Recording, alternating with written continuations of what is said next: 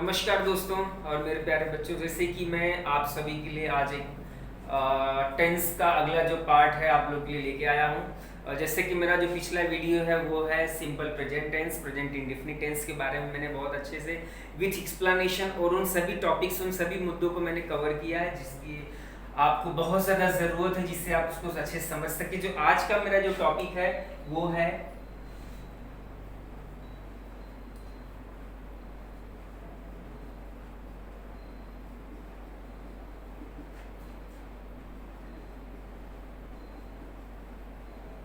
आज का जो मेरा टॉपिक है वो है present continuous tense.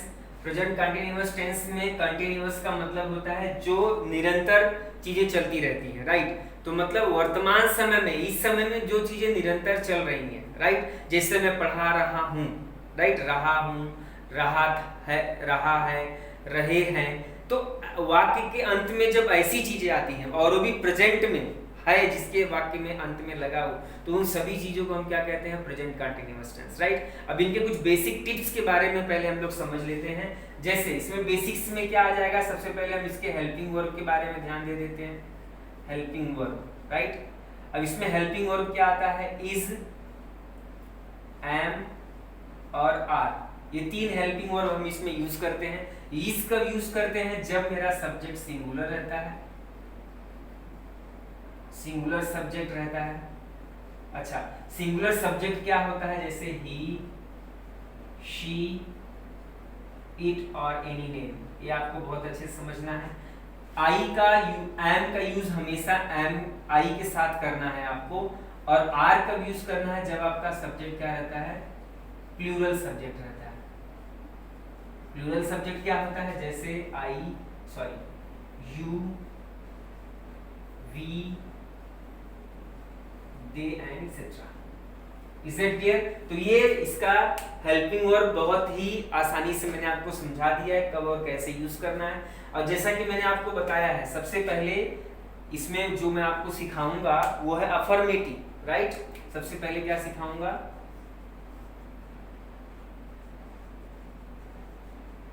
Affirmative sentence. Okay, सबसे पहले जो मैं सिखाऊंगा वो है affirmative sentence. Present continuous tense में सबसे पहले अफर्मेटिव सेंटेंस हम लोग सीखते हैं, राइट। तो इसका मैं फॉर्मूला दे देता हूं पहले आपको। Subject plus is, am, are plus इसमें वर्ब के फर्स्ट फॉर्म में क्या यूज करना है? आईएनजी। और उसके बाद में क्या आ जाएगा हमारा? ऑब्जेक्ट। Is that clear? बहुत आसानी से हम इसको समझने वाले हैं। अब ये हमारा सब्जेक्ट डिसाइड करता है कि हमें कब इज लगाना है, कब एम लगाना है और कब आर लगाना है। अकॉर्डिंगली हम वर्ब डिसाइड करेंगे, अकॉर्डिंगली उसमें हम लोग क्या करेंगे? ऑब्जेक्ट डिसाइड करेंगे। तो इसके जो मेन पार्ट्स हैं वो है सब्जेक्ट, वर्ब और ये ऑब्जेक्ट। और उसमें जो ये हेल्पिंग वर्ब है इसको कैसे यूज करना है उसके लिए मैंने यहाँ पे आपको लिखा करके दिया हुआ, राइट। अब जैसे कुछ एग्जांपल्स मैं आपको पहले हिंदी में लिख के उसको इंग्लिश में ट्रांसलेट करता हूँ, राइट। जैसे मैंने बोला कि जो वाक्य प्रेजेंट समय में इस समय चल रहा है, राइट। जैसे मैंने यहाँ पे लिखा, वह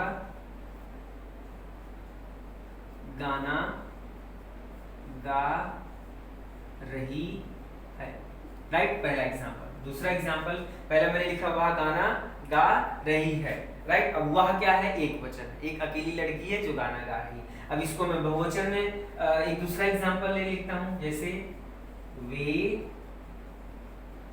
बाजार जा रहे हैं, राइट। और एक तीसरा एग्जांपल मैं ले लेता हूं, मैं मतलब आई एम के लिए, मैं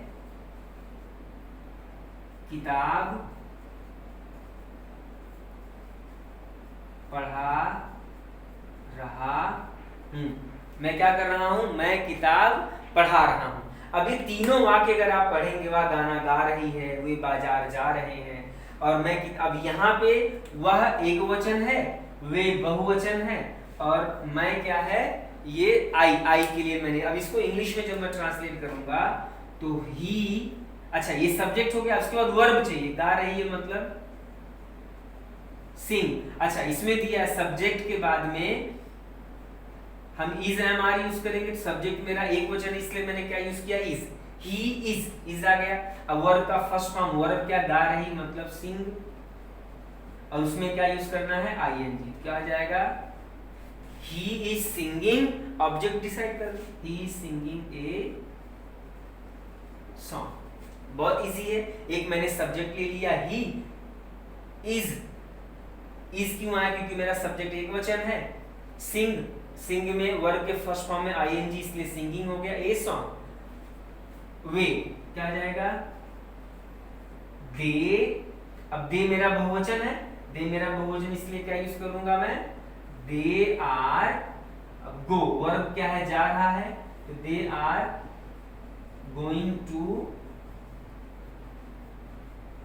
market, they are going to market. Okay, now अब थर्ड जो दिया है, मैं किताब पढ़ रहा हूं, आई एम, आई के साथ क्या यूज करना है हमें, एम, आई एम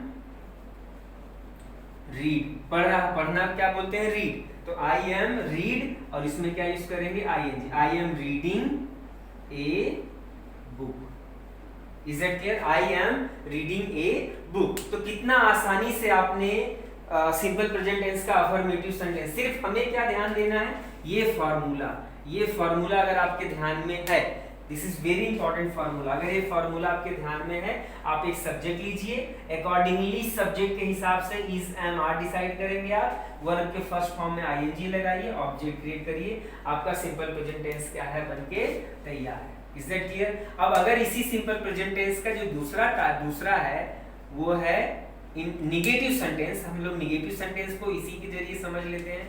जैसे मुझे क्या स्टार्ट बताना अभी,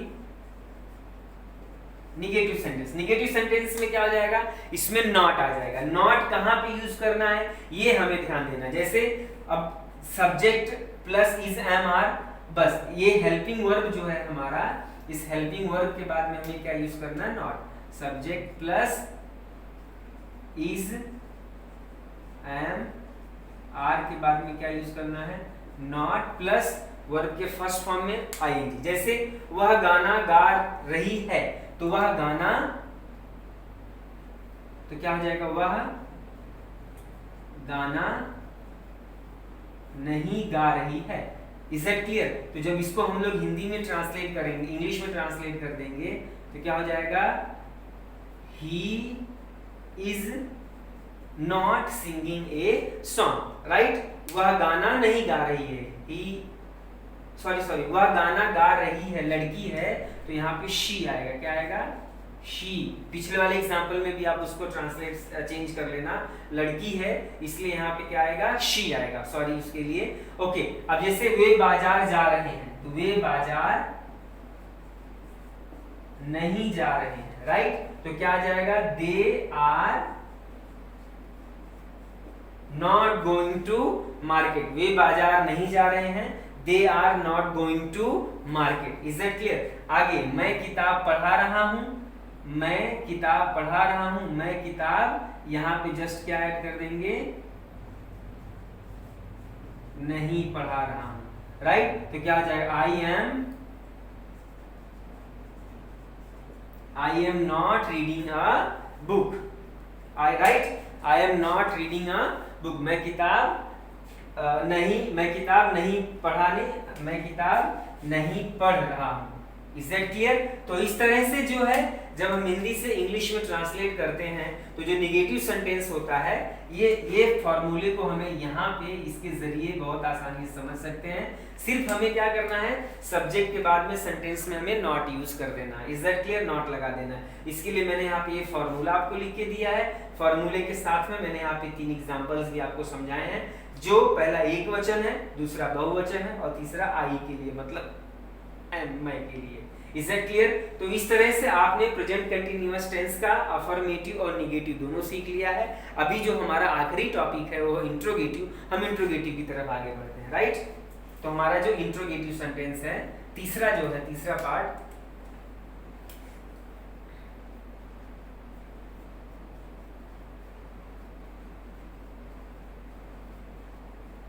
इंट्रोगेटिव सेंटेंस, राइट। अच्छा, जैसा कि मैंने आपको बताया है कि इंट्रोगेटिव सेंटेंस बनाने के लिए हमारे पास 2 मेथड है। राइट। एक तो हम लोग क्या करते हैं WH टाइप वर्ड का यूज करके बनाते हैं और एक WH टाइप वर्ड का यूज नहीं करते हैं, राइट। तो इस दोनों मेथड्स के द्वारा मैं ये दोनों एग्जांपल आपको अच्छे से क्लियर करा के देता हूँ, राइट। पहला होता है with helping verb, helping verb use करके। अब हेल्पिंग वर्ब क्या होता है, इज, एम, आर, राइट। और दूसरा है without help means WH type word, WH type word, right. WH type word आपको मैंने पिछले एग्जांपल वीडियो में लिखा के दिया है, उसको आपको ध्यान से फिर भी लिखा देता हूं मैं, ध्यान में रहेगा आपको, जैसे what, when, why, who, etcetera, right. ये सारे के सारे क्या है WH टाइप वर्ड है, राइट। तो एक तो हम हेल्पिंग वर्ब के थ्रू जो है सेंटेंस का निर्माण करते हैं और दूसरा WH टाइप वर्ड के जरिए हम क्या करते हैं सेंटेंस का निर्माण करते हैं। तो जैसे मैं एक एग्जांपल यहाँ पे भी आपको लिखता हूँ, राइट। जैसे मैंने लिखा क्या वह गाना गा रही है। जैसे कि ये कंटिन्यूअस है, तो कंटिन्यूअस में जो चीजें होती हैं वो निरंतर चलती रहती हैं, तो निरंतर चल रही हैं मतलब क्या वह गाना गा रही है, तो इसका क्या हो जाएगा, तो अभी सब्जेक्ट मेरा क्या वह एक वचन है, तो मतलब मैं जो हेल्पिंग वर्ब डिसाइड करूंगा क्या हो जाएगा, इज शी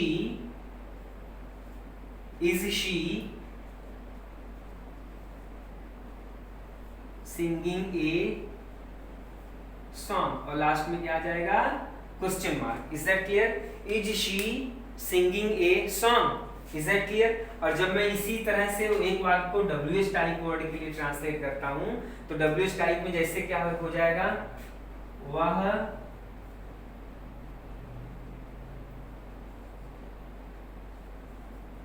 कब से गाना गा रही है, वह कब से गाना गा रही है। तब इसका जब भी हम लोग ट्रांसलेट करेंगे क्या हो जाएगा, व्हेन, कब से गा रही मतलब when is she singing a song, is that clear, when is he singing a song. Sorry मैं इसका फॉर्मूला आपको नहीं दिया, मैं इसका फॉर्मूला आपको यहाँ पे दे देता हूँ, आपको समझ में आएगा फॉर्मूले के जरिए कैसे इसको हम लोग ट्रांसलेट करेंगे।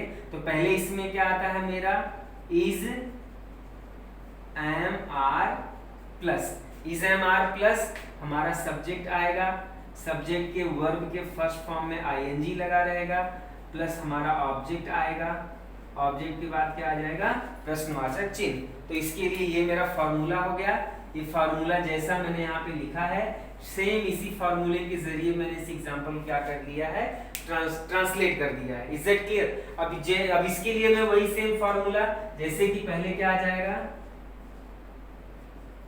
WH टाइप वर्ड आ गया plus is am are plus मेरा वर्ब सब्जेक्ट आ जाएगा, यहाँ पे सब्जेक्ट प्लस वर्ब के फर्स्ट फॉर्म में ING प्लस मेरा ऑब्जेक्ट और प्लस क्या आ जाएगा, question mark. Is that clear. तो अकॉर्डिंगली जो है, अकॉर्डिंगली मैंने ये जो फॉर्मूला भी आपको यहाँ पे लिखा के दिया है, इसी फॉर्मूले के जरिए मैंने ये वाला एग्जांपल को क्या किया है, यहाँ पे सॉल्व किया। Is that clear. तो ये अकॉर्डिंगली हम क्या करेंगे, इस तरह से विथ हेल्पिंग वर्ब और विथ WH टाइप वर्ड जो है हम प्रेजेंट कंटिन्यूअस टेंस को बहुत अच्छे से विथ एग्जांपल समझ लिए हैं। मैं भी आपको कुछ और भी बहुत सारे एग्जांपल्स देता हूं, जिन एग्जांपल्स को मैं कुछ एग्जांपल्स आपके सामने चेंज करता हूं और कुछ आप खुद से घर पे उसको बैठ करके चेंज करने का प्रयास करें। Is that clear.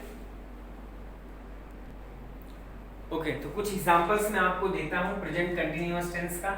जैसे मैंने यहाँ पे कुछ एग्जांपल्स लिखता हूं, जैसे मैंने लिखा वे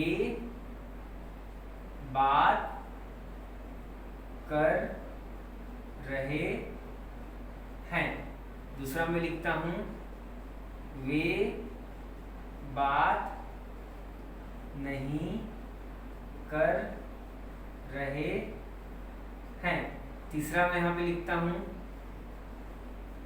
क्या वे बात कर रहे हैं।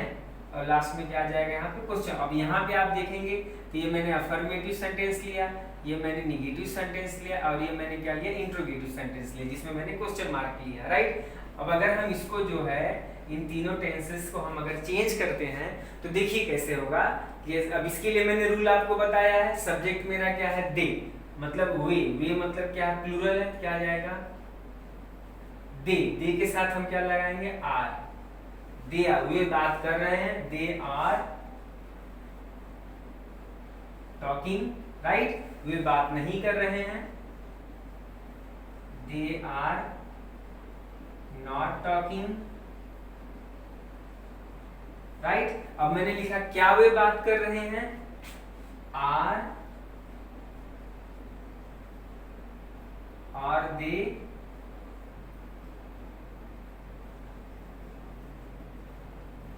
टॉकिंग। Is that clear. तो अकॉर्डिंगली जो है हम इस तरह से जो हमारा प्रेजेंट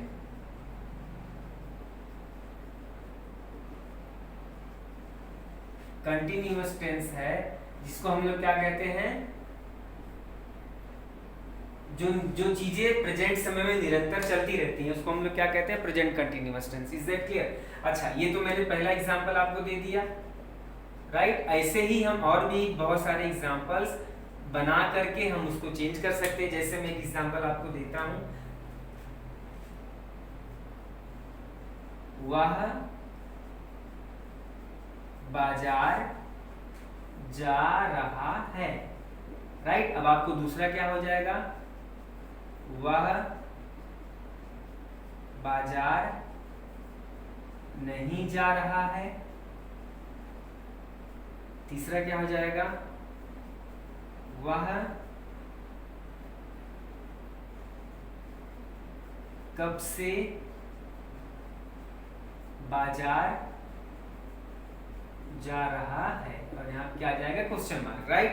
ये देखो एक एग्जांपल रेडी हो गया। इस एग्जांपल को आप क्या करने वाले हैं, सॉल्व करने वाले हैं। एक तीसरा एग्जांपल मैं आपको देता हूँ, जिसको आपको मैंने तीनों अफर्मेटिव, निगेटिव, इंट्रोगेटिव तीनों में लिख के दिया हुआ। आप इसको क्या करने वाले, सॉल्व करने वाले। सॉल्व करते समय अगर समझ में नहीं आता, कोई दिक्कत आती है, इमीडिएटली आप मेरे यूट्यूब चैनल पे जो है आप कमेंट बॉक्स में लिखिए, मैं आपको इसका प्रॉपर सोल्यूशन भेजूंगा। Is that clear. एक तीसरा एग्जाम्पल मैं आपको देता हूँ यहाँ पे, जैसे